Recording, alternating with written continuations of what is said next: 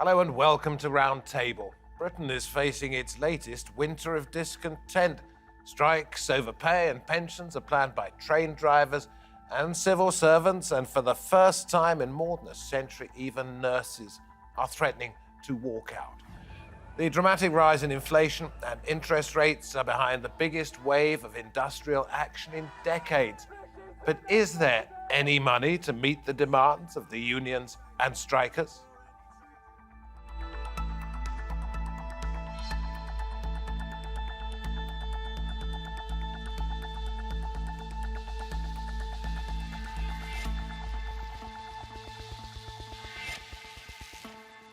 Good to have your company. I'm David Foster. The strikes about to hit the UK are the worst in years, and it has already been a bad year. The Office of National Statistics says the country lost more than 500,000 days to industrial disputes in August and September alone. Driving discontent is the pain being felt by workers due to the cost of living crisis, and also the fact that public sector pay has fallen behind the private sector at the sharpest rate on record. One union leader promised a prolonged programme of industrial action reaching into every corner of public life. But with nurses demanding a 17% pay rise, are the demands being made just too unrealistic? We, of course, are still working, as are my guests on this round table. First one, Rob Wilson. He's in Reading, former Conservative MP. Across London, we go to Dr. Meenal Viz, an NHS hospital doctor who staged a protest of her own, and we'll come to her on that in just a moment. With me in the studio, Chris Nineham, author and British political activist and strike organiser. Dr. Meenal, let me ask you this first of all. Tell us about the protest you staged in Downing Street during the pandemic so that we get a sense of where you fit into the social fabric when it comes to healthcare. Well, thank you for having me today. A couple of years ago, when the pandemic was coming into the UK, we saw the virus hitting our hospitals across the country. We realised that healthcare workers were on their knees begging for protective equipment. And we tried to escalate our concerns in all the normal routes, in all the usual manners. We spoke to our managers, we spoke to our bosses, but nobody was listening to our concerns. And I think that there was a point for me where we saw one healthcare pass away, two healthcare workers had passed away, and it got to a point where these numbers were just becoming statistics on TV.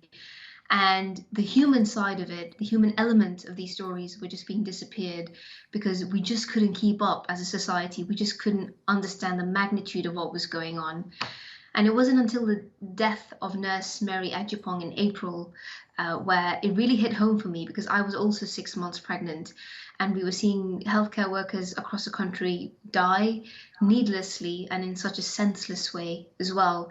And I was 6 months pregnant at that time, and I realized at that moment that that could have been me. My husband was working in A&E at that time, and he wasn't receiving the right protection, and neither was I. We also saw that ethnic minority groups were being disproportionately affected as well. So lots of concerns being raised, and nobody was listening to us. And I think the last option I had was to take my voice outside Downing Street. Which you did, and you were protesting about the lack of protective equipment and other concerns. Now you are on the side of the nurses. You are a doctor in a hospital where there's already a very, very long waiting list for patients, where cancer treatment is being put back, and we're in a recession, as we heard from the Chancellor. You're asking, or the nurses are asking, for 17.6%. They're unlikely to get that, so they'll probably go on strike. Will that make your job as a doctor more difficult? Will that maybe endanger patients? As healthcare workers, we have to remember that we'd run a mile for our patients. We sacrificed our life during the pandemic. We sacrificed time with our families and our loved ones just to be there for No, I do get that, public. and I have heard it, and I appreciate your argument. It's a dead straightforward question. Will the fact that nurses aren't at work make your job more difficult, and in turn, will that endanger the patients? Nurses are striking at the moment, and it will be done in a very safe way to make sure staffing levels aren't affected and to make sure that patients aren't left at risk. And as a doctor, I've seen my colleagues work tirelessly, and I support them 100% to make sure that they get exactly what they need. So I don't get this. I don't get it. And nurses don't turn up for work, but staffing levels aren't affected. The Royal College of Nurses have made sure that when this protest does happen and the strikes happen, we'll make sure that the wards are staffed safely enough for their patients. And the last thing we want as healthcare workers is for our patients to be put at risk. And you have to remember that we're only doing this because all other forms of escalation have not worked. And this is the only reason why nurses are going out to strike. Okay. I'll come back to you in a moment, Meenal, and ask you how we're going to afford this as a country. But let me just give this to our viewers just so that they know the context of you with regard to the Tory government. You said this was on November the 14th. Jeremy Hunt said that taxes are going up for everyone, everywhere. I have a question. Given that it seems we've all become poorer over the past year, are there any Tory MPs who have also become poorer? Because to me, it seems like many of them have become extraordinarily wealthy. Rob, you, as a former Conservative MP, have been able to sort of involve yourself in plenty of health debates. Do you understand, do you believe, in fact, first of all, that no patients will be put at risk if there's a nurses' strike? Well, the first thing to say is I value very much the work of nurses and the work of all those in the NHS. But there's no question that if large numbers of nurses go on strike together, it will cause doctors and everybody else within the health service huge problems, and the service is bound to be affected. And in turn, that means that patients won't get the care that they want, therefore their condition may worsen? Well, that's to be seen, but I think that there's a good and strong case to be made that that will happen, yes. So how do we afford this to keep the nurses happy? Well, the nurses are, of course, getting quite a lot of things already. You can't just look at the salary itself, because many nurses have increments that they have for length of service, year-on-year service, and other parts of their increments do add up to significant increases each year on top of whatever their percentage rises. And of course, they're getting help with their energy bills. Today, Jeremy Hunt has said that they're going to put their pensions up by inflation, that they're also going to have benefits put up by inflation. So there's lots of things. And the NHS is getting an extra $7 billion over the next 2 years, each year for the next 2 years. So that's a significant investment in patient care. OK, Chris, let me come to you, because the question that we were asking everybody here is what is Britain up to at the moment? We're talking about nurses, we're talking about civil servants. So far, we focused only on nurses. We're talking about the Royal Mail. And the Royal Mail has just said it wants to stop Saturday deliveries. It can't afford it. It has said that it's suffered a loss of £219 million in 6 months of last year. What is happening to Britain at the moment when people are demanding money, when they can see the companies and the government are having hard times? Well, I mean, I don't really think it's true that people see the companies having hard times. Well, this is a private company, Royal Mail. Yeah, lost 219 million in 6 months. But right across the board, the truth of the matter is that corporate profits are up. Even in the energy sector, bizarrely, we're being told that we have to increase our payments for fuel, for gas, and yet every single energy company in the country is posting record profits. And I think what's going on here is that we're kind of coming to the end of a period of 20 or 30 years where government after government has been, and the managements across the board, have been squeezing workers' conditions, squeezing workers' pay, trying to force more and more profit out of them. Actually, profits have been, in general, growing over the last 20, 30 years. Wages have flatlined or worse. And we've reached a crunch point. And that crunch point, which I think would have happened anyway in a sense, has happened to take place at a time when inflation has gone, spiralled out of control. But do you not see the difficulty of making these demands when inflation is spiralling out of control? And what are we talking about? 11%, and by the time this programme is broadcast, it might be higher. It's unlikely to be lower, but it could be. But do you not see the difficulty of making these demands when everybody else is being asked to sort of tighten their belt? I think the central difficulty for the majority of people in Britain is that wages are flatlined for basically 15 years. And now we're in a situation where the OBR says that if the current Tory policies are enacted, there will be a 7% fall in living standards over 2 years. That's catastrophic. People are already stretched to the limit. I get it. Many people are working 3 jobs. If, as you say, some of the big corporations are making a great deal of profit, then that needs to be looked at in terms of the pay that they do give their workers. But when you have a government that is faced with the black hole, fiscal black hole, of the enormity that we've seen so far, when you have country that is in recession, when you see, let's say, the Royal Mail, £290 million losses, it becomes self-perpetuating, doesn't it? Because this causes inflation, big wage rises, and then inflation means that people can't afford to live, and therefore they ask for more wage rises, which in turn leads to et cetera, et cetera. It just goes on and on and on. Well, this is the mainstream narrative, but I think it needs to be challenged. First of all, as even leading figures in finance said, there was a guy who heads up PIMCO, the investment house, on Today programme this morning. He was saying there's very many different ways of measuring the fiscal deficit. There's very many different ways of measuring the black hole, so-called. And the way that you try and address it is a political question. It's not an economic question. What we've seen, for example, since the days of Thatcher, is the level of taxes on corporations, the level of taxes on the rich have massively fallen.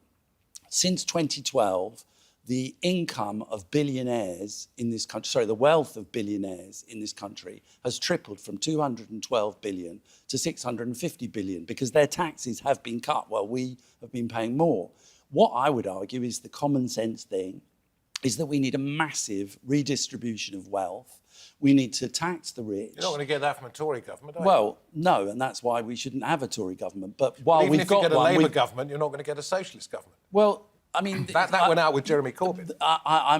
The spectrum of mainstream politics is very, very narrow intellectually and politically. Absolutely. But that's ever why, since Tony Blair came in, we've that's had why moderate like Conservative, Meenal, moderate Labour.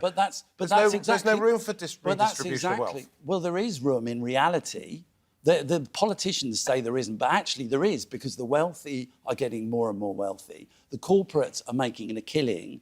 And that's exactly why Meenal and other people are saying that they need to go on strike, because the political classes, the political system is not representing the needs and aspirations of ordinary people. Shall we go back to Meenal Sure. on this one? Because I read that you said that your colleagues, whether they were healthcare colleagues, let's leave it at that, have been pushed to the brink. But whether it's through bad management or just through too much pressure on it, the NHS has also been pushed to the brink. How do you square those two things together? Desperate workers who say they can't afford to buy food for their families, they have to go to food banks, you quote them as saying, and an organisation, the National Health Service, that is so short of money it can't treat its patients. And if it gave more money to the nurses and doctors, would have even less money to spend on healthcare.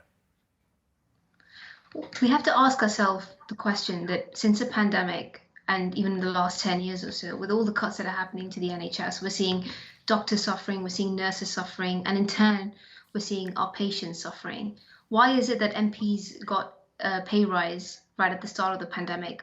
Why is it that MPs get these benefits? Why do they get things like quite possibly it's hypocritical, but there are only slightly more than 500 MPs, and there are tens of thousands, if not more than 100,000 NHS workers. There's a big difference in scale here. Well, we risk our lives. We put our lives on. No, I'm not asking you to give me a moral argument. I'm simply asking you to give me a financial argument. How is it that an organisation, a health service organisation that is pretty much bankrupt, can afford to pay, what is it the nurses are asking, 17.5%? How can it afford it? Well, as Chris rightly pointed out, there has to be a redistribution of wealth, and that has to be done with the mindset that we want a better society and we want to improve the quality of lives of those in the public sector. We're just only seeing benefits in the private sector, and we need to make sure that healthcare workers are taken care of, and it can be done. Okay, are you saying that obviously can't be done tomorrow? And the nurses are demanding a pay rise pretty much tomorrow, otherwise they go on strike. You're suggesting, I would imagine, that it can be done in the long term, but it can't be done with the current state of finances. There needs to be more tax, more redistribution of wealth. So an unrealistic pay demand right now. So why is it that MPs managed to get a pay rise quite soon after the pandemic? And I understand your point about the fact that we have a much larger workforce, but this is years and years of cuts which has left us in this position. And the nurses are striking because actually, in fact, if you look at the pay rise that the government have offered, in real terms, it's a pay cut with inflation and the cost of living crisis. So we have to really look at the facts and look at the reality that what the government is offering, is it really a pay rise or is it really a pay cut? Okay, I tell you what, I'm going to read some numbers out and then we're going to hear from the Prime Minister. The annual rate of pay growth, excluding bonuses in the private sector, 6.6% in the 3 months to September, compared with 2.2% for the public sector. And nurses are being offered 4.75%. Excluding the COVID pandemic, when economic data was distorted by the furlough and changes in the workforce, the Office for National Statistics said this was the biggest difference it had experienced, and that's between public and private. Therefore, public has fallen back. And this is what Rishi Sunak had to say about the nurses' strike. I absolutely share everyone's respect and gratitude for our nurses, for the dedication and the hard work that they provide for all of us. And I think where we are now is that the unions are asking for a 17% pay rise. And I think most people watching will recognise that clearly that's not affordable. Dr. Viz, Meenal, he says the public won't fall for this, that the sympathy won't be there because everybody else is suffering as well, and in some cases to a greater extent. Well, you have to ask, where does that leave us as a society if we're allowing our nurses to end up in food banks, if we're allowing our doctors to be suffering and begging on their knees, if our government cannot take care of us as healthcare workers, as nurses and doctors? Where does that leave us? How are we in a position to take care of our patients? There has to be something that can be put in place to make sure that healthcare workers are taken care of, and then in turn, our patients can be taken care of. Everything that we're doing right now, everything that we're fighting for, the nurses are striking only because they want to provide better patient care. And that is the bottom line. How can we make sure that we provide the best care for our patients? If after 13-hour shifts and night shifts, we're ending up in food banks trying to feed our families, where does that leave us as a society? OK, Rob, I'm hearing a moral argument from our doctor, not an economic one necessarily. Would you agree? Well, the first thing to say is there have been no cuts in the health service. There have been real terms increases in the health budget over the last 12 years. And again, today in the budget in the UK, Jeremy Hunt increased spending on the NHS above and beyond all other departments. So the NHS has had big investments, but it has big challenges. I accept that. If you look what's happened with the pandemic, there's a huge backlog, and we need to invest in the NHS to make sure that we can deliver the quality and size of service that patients need at the moment. There is an argument about pay to be had, but not at the levels that nurses are asking. A 5% is a good offer when you add it to the pensions that nurses get, and you add it to the other help that they're getting and the increments they get for year-on-year service. But, you know, if they want to negotiate from that point to get slightly more, I wouldn't be against that. But I just think that to try and negotiate up to 17, 18% is ridiculous in the current economic circumstances. Let's hear from Steve Barclay, the Health Secretary. Chris, before I come to you. Well, we hugely value the work that nurses do. That is why we've committed to the independent pay review body to accept their recommendations in full, £1,400 for over 1 million workers. We also last year recognised the contribution of nurses. That's why nurses received 3% more than most other public sector workers last year as well. And they themselves say there's a range of factors in addition to pay. And of course, we'll be discussing that with them. But we also need to recognise that these are economically challenging times. We need a strong economy in order to pay for a strong healthcare system. And a demand of 17%, 3 times what most non-public sector workers will receive, is out of step with the economic circumstances that we face. What do you make of the fact that he starts off by saying we hugely value and then effectively says you ain't getting very much more money? Yeah, well, I mean, there's a disconnect between the moral argument and the material argument, and there's no point in having a situation where, you know, everyone's saying, yes, we really value the NHS, we go out in the streets, we clap the care workers and the health workers, if society is not prepared to actually turn that into something real. And but how can society do that other than, as you suggest, with the redistribution of wealth, which isn't going to happen overnight? How can it do that in a way that actually provides more money for the health service, more money for the health workers, more money for the Royal Mail, and at the same time doesn't bankrupt the country? How? I think there's an argument here, there's an implication here that somehow redistribution of wealth is not going to happen tomorrow, is it? But I mean, it can happen, and until it does happen, there's going to be problems. You know, taxation is set by the government. In fact, the budget statement today set levels of taxation. It's a political question. Where does the wealth in society lie? How do we distribute the wealth? It's something that's decided by politicians. There's absolutely no reason, theoretically, why the Chancellor today couldn't have said that we're going to have a massive increase in taxation, which for corporations and for the rich. And by the way, the corporate taxation levels in this country are amongst the lowest in the OECD countries. So it's not something that's kind of way off the spectrum. This is stuff that could be done. They've taken the decision today to say that working people are going to suffer from the budget that they're implementing. I'm really not quite sure what working people actually stands for, because I'm a working person, but I'm not the same as a working person in a car factory. Tell me, please, do strikes work?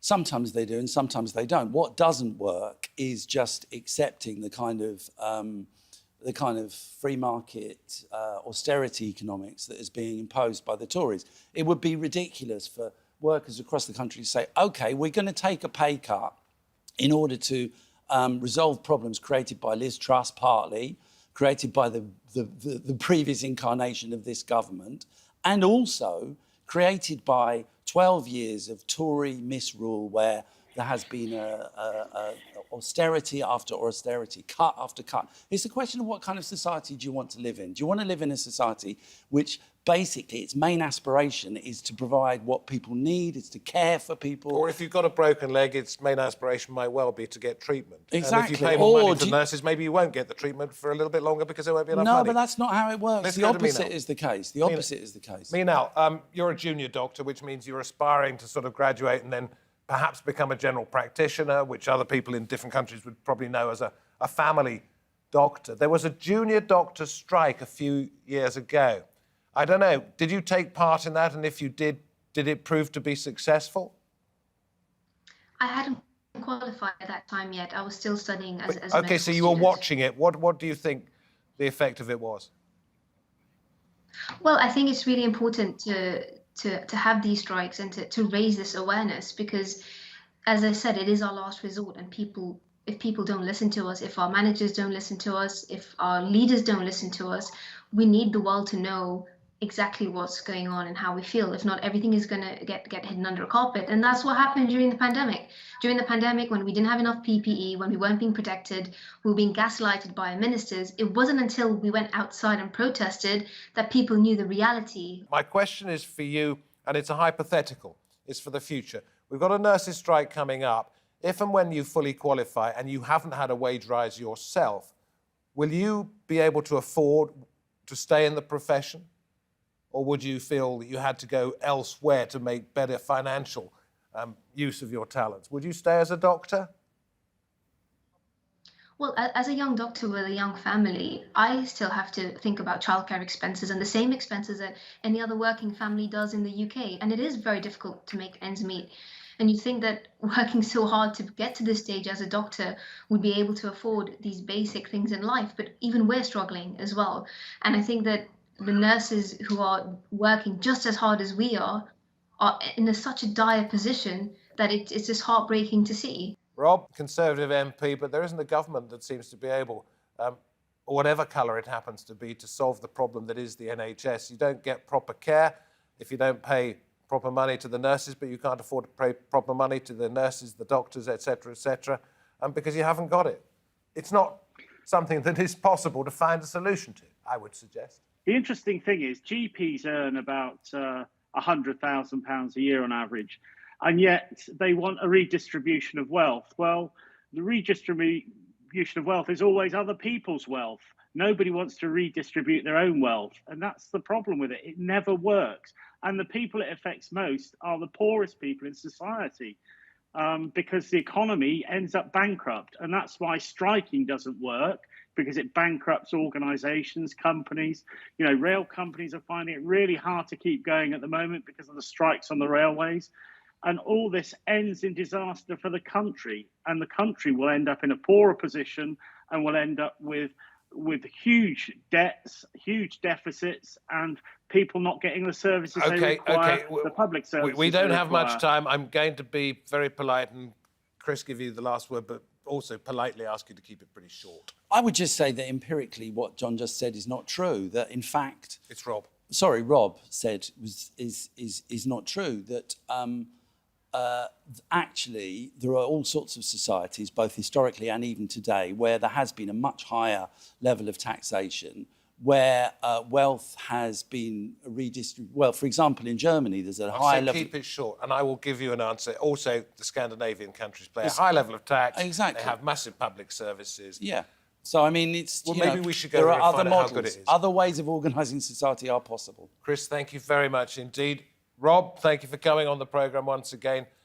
Dr. Viz, thank you for coming on. Good luck with your exams and your qualification, and good luck with being a great family doctor if you decide to stay in the profession. Thank you, wherever you are, for watching this edition of Roundtable. I'm David Foster. Until next time, goodbye.